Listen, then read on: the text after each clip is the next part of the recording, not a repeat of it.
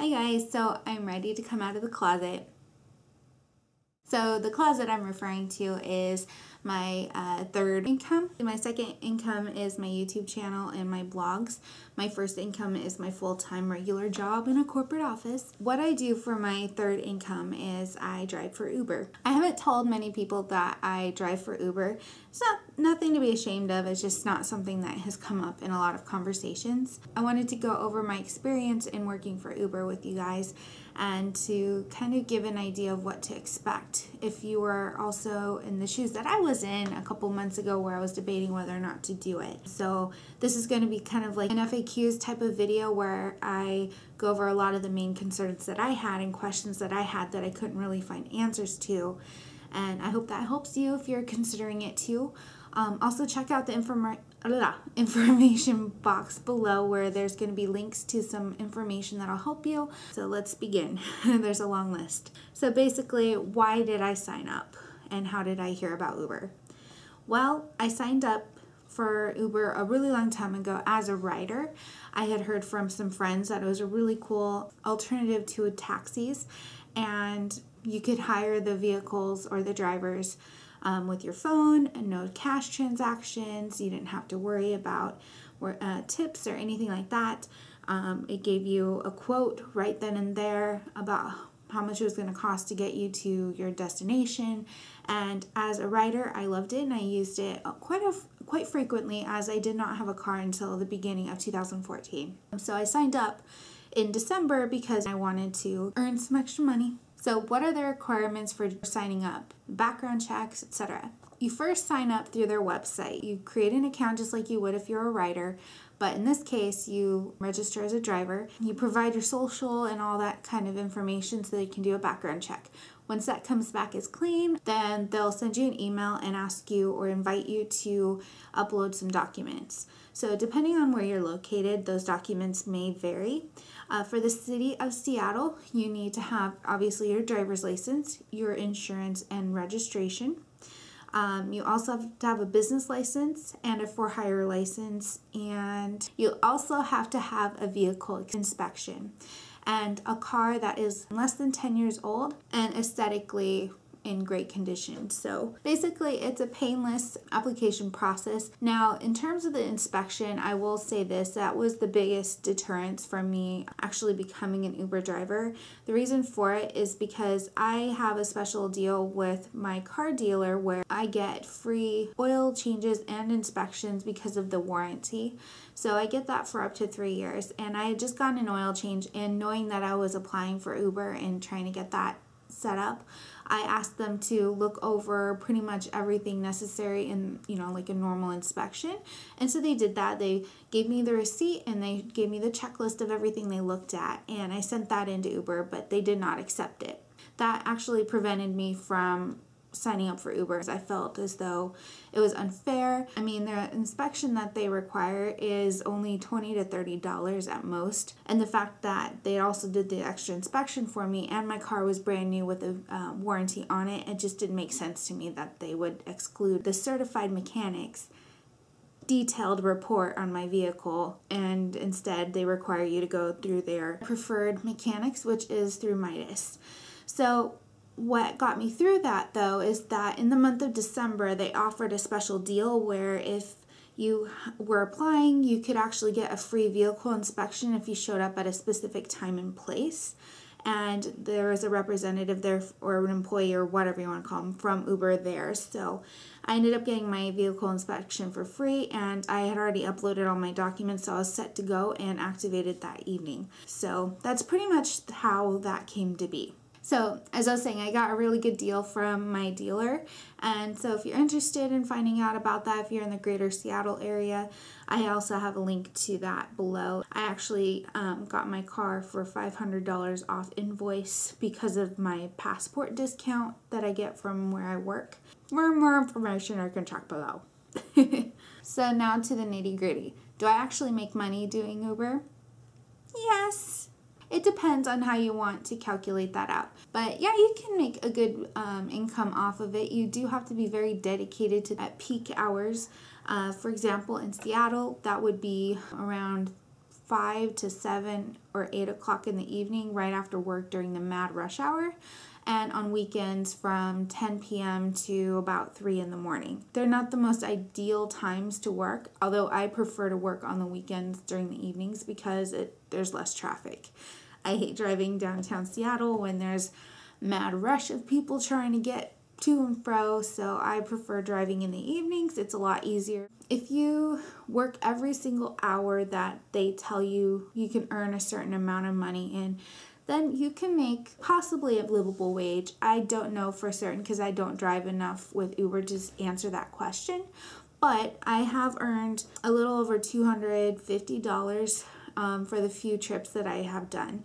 Now, one thing to keep in mind though is that if you have a rider who uses a coupon, let's say $20 off a ride, Uber does not cover that. It comes out of your pay. There's a few caveats to working with Uber and setting your own hours and being able to say how much you want to make, because Uber does not take any responsibility over taxes or anything. Let's say you go out for 4 or 5 hours and you get $100. Of that $100 that you get paid, you have to take out income tax and then any maintenance or gas on your car. So really, how much money is that when you calculate it out around tax time and when you're doing your deductions and stuff? If you make $100, you're not going to get the full 100 because Uber takes 20% plus a fee. And then if you rent a phone from them, which is I think $10 a week, so $40 a month for an iPhone. I prefer to use my own. I have a Galaxy S3.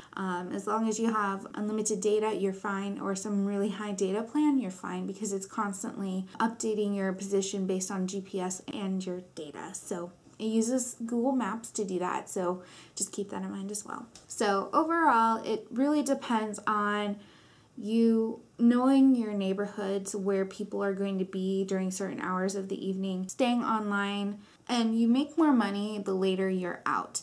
So I remember one night I was out until about 3:30 in the morning. I kept getting requests. I was actually on my way home and forgot to sign out, and I got a request, and I was going to decline it, but there's a thing with Uber that if you decline too many, then they stop sending them to you. You get put on some sort of suspension for a few days. Riders, just keep this in mind.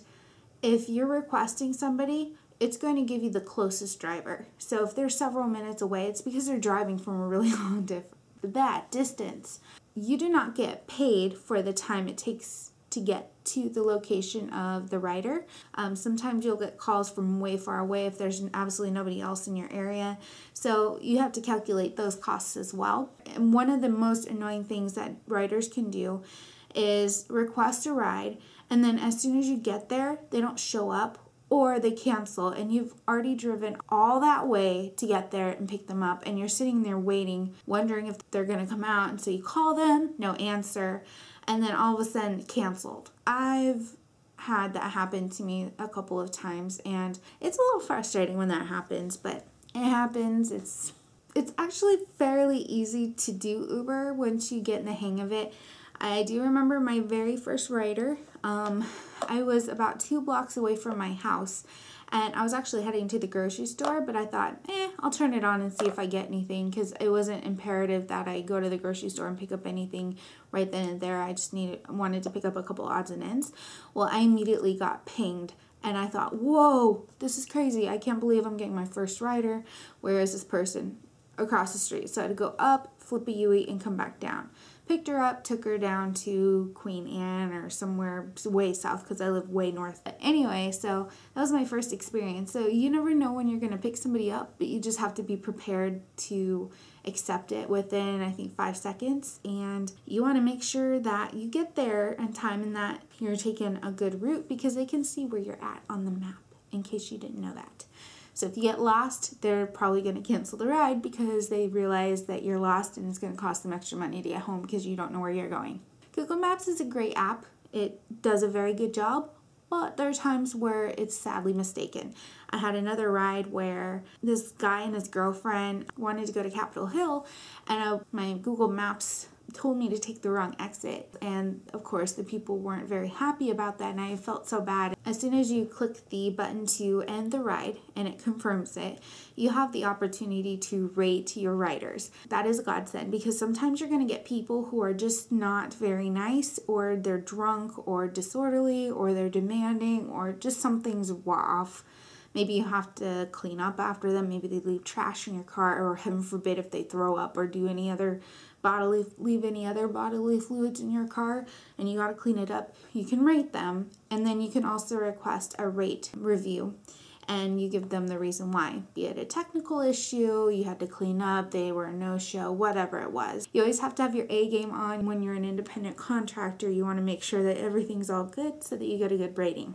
Because if you drop below, I think 3 stars, you don't get to pick people up anymore. I'm at 4.6 or 4.7 stars out of 5, so I guess I'm a good driver. So as a woman driver, and a younger woman, obviously, there were a lot of concerns for me to be a driver. I mean, was it safe? My concern was that there could be people out there who look for prey, who might try to hurt me. I think I was almost, I won't say completely irrational, but I will say this, that you don't need to worry about it as much. First of all, the idea that a rider would try to harm you is a little far-fetched, only because as a driver, you get to see their name, you know where you're dropping them off. So if someone did, for example, try, attack you or something, and you had to call the police, you have a really good description of that person for them to pick them up. And at that point, it kind of staves off that whole notion that someone would be able to get away with it, because truly they probably couldn't. If you have their information, they're less likely to want to do something just because they can get more easily caught. And that being said, I do carry some sort of safety measures in my car in the form of pepper spray and things like that. So I recommend that just in general, just because you'd never know. In all the rides that I've done, I haven't come across anybody I've needed to get out of my vehicle, thank goodness. I can't say that that wouldn't happen again, so knock on wood. But I've come across some drunks, I've come across some rude people, some demanding people. I mean, it's just how people are. So, I mean, if you have good customer service skills, you'll just get through it. You'll just grin and bear it and say, have a good night, and drive off and say, oh my gosh, I'm so glad that drive is over. The final question I'm assuming anybody would ask is, do you regret doing it? Do you recommend people doing it? I don't regret anything that I've done with Uber. And do I recommend it?